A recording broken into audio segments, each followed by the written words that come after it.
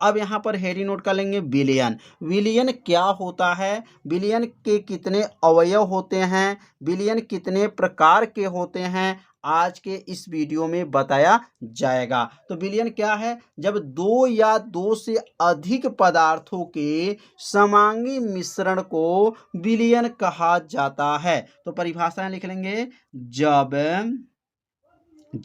दो या दो से अधिक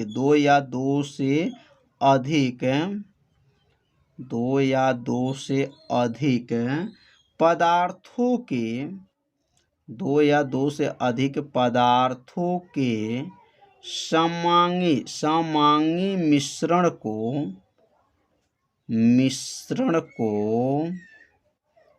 मिश्रण को क्या कहते हैं, विलयन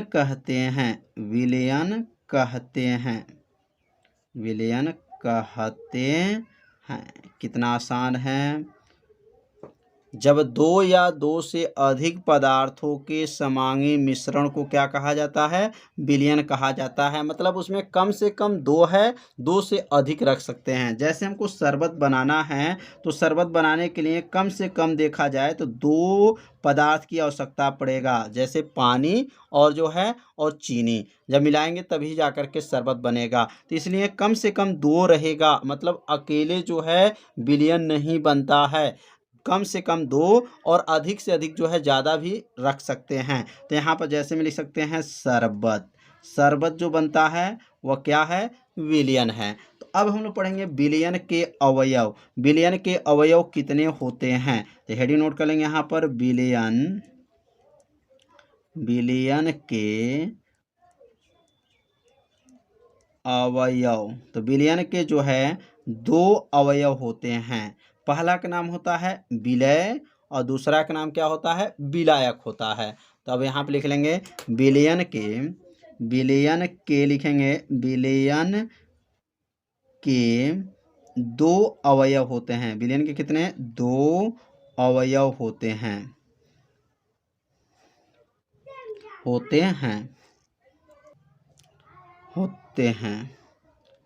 तो विलयन में दो अवयव कौन कौन होते हैं, तो पहला लिखेंगे यहाँ पर, पहला और दूसरा। तो पहला जो लिखेंगे उसका नाम है विलय या विलायक, पहले लिख दीजिए विलायक, और दूसरे का नाम विलय, और दूसरा जो होता है वह है विलय है। तो विलयन के दो अवयव कौन कौन हैं, विलायक हैं और दूसरा विलय है। तो अब यहाँ पर हेडिंग नोट कर लेंगे विलायक।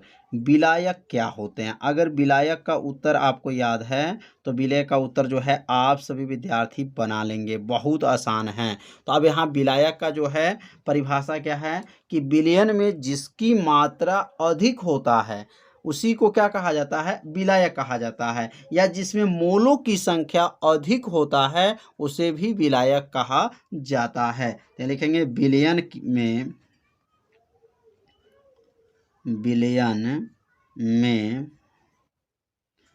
जिसकी मात्रा अधिक होती है, अधिक होता है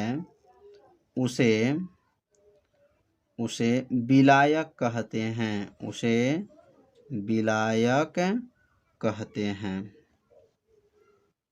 कहते हैं। कितना आसान है। विलयन में जिसकी मात्रा अधिक होता है उसे विलायक कहते हैं। अब जैसे लिखेंगे, यहाँ जैसे लिख लेंगे, अगर शरबत बनता है तो आप सभी विद्यार्थी जानते होंगे, तो चीनी और पानी को लेते हैं। तो चीनी तथा पानी का मिश्रण में चीनी क्या होता है और पानी क्या होता है, तो चीनी की मात्रा कम होती है और पानी की मात्रा क्या होती है, अधिक होती हैं। तो पानी क्या है, विलायक है, और चीनी क्या है, विलय है। यहाँ लिख लेंगे चीनी तथा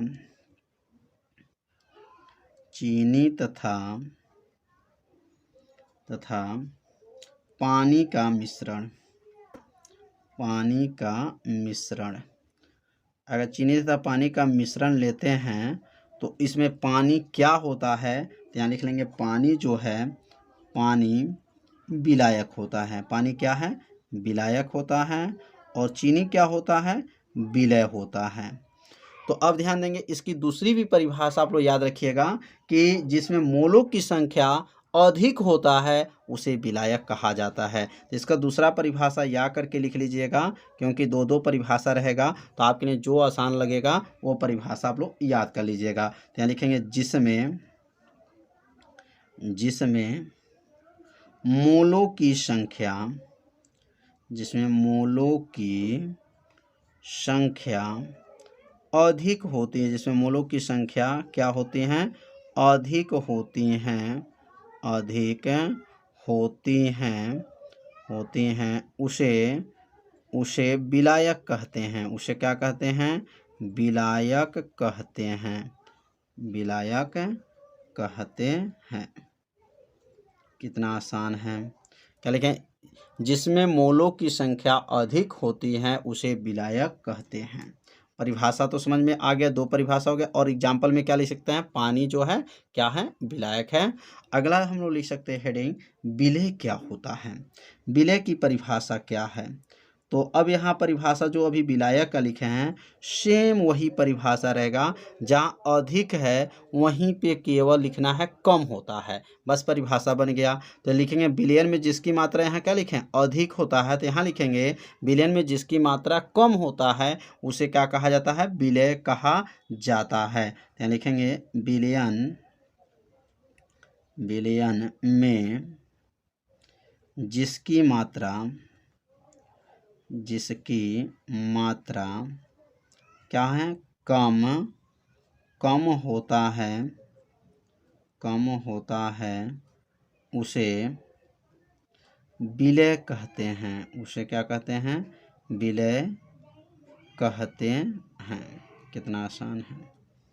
अब यहाँ पे जैसे लिखेंगे, अब जैसे यहाँ पर क्या है, जैसे अगर चीनी तथा पानी का मिश्रण लिया जाए तो लिखेंगे चीनी तथा पानी का मिश्रण में अगर देखा जाए तो चीनी और पानी के मिश्रण में चीनी क्या है, तो चीनी की मात्रा कम होती है और यह विलय है, मतलब घुलता है, इसलिए इसका क्या कहेंगे, चीनी जो है क्या है, विलय है। तो चीनी जो है विलय हो जाएगा और पानी जो है क्या हो जाएगा, विलायक हो जाएगा। अगर इसकी भी दूसरी परिभाषा लिखना चाहते हैं तो यहाँ या कर लीजिएगा और या करके इसकी दूसरी भी परिभाषा लिख लेंगे, जिसमें मोलों की संख्या क्या होती हैं, संख्या कम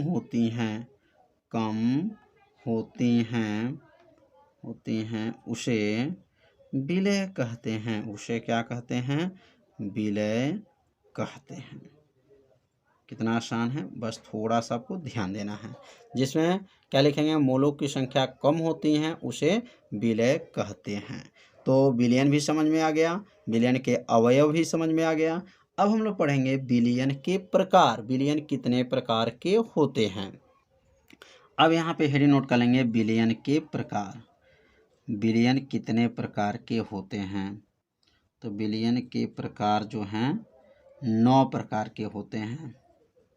विलयन के प्रकार कितने हैं, 9 प्रकार के होते हैं। तो यहाँ लिखेंगे विलयन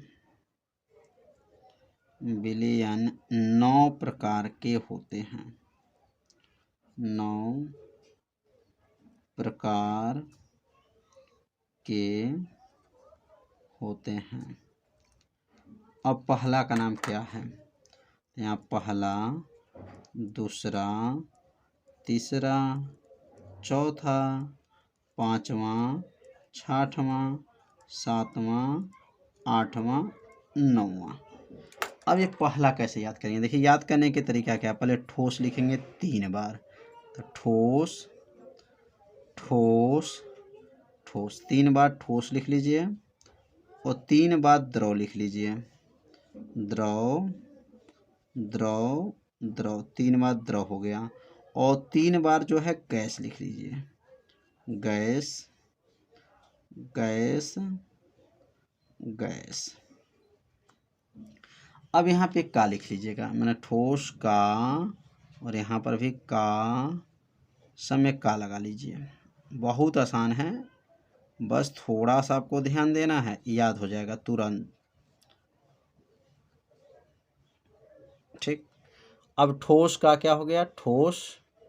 अब यहाँ पे लिखेंगे, जब ठोस का, यहाँ ठोस एक बार लिखेंगे, ठोस द्रव गैस, ऐसे लिखना है, ठोस द्रव गैस। पुनः लिखेंगे ठोस द्रव गैस, और पुनः जो लिखेंगे फिर यहाँ लिखेंगे ठोस द्रव, और ये क्या हो जाएगा, गैस। कितना आसान है।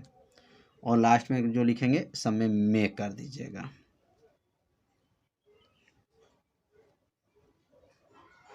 कितना, बस बनाना सीखना है।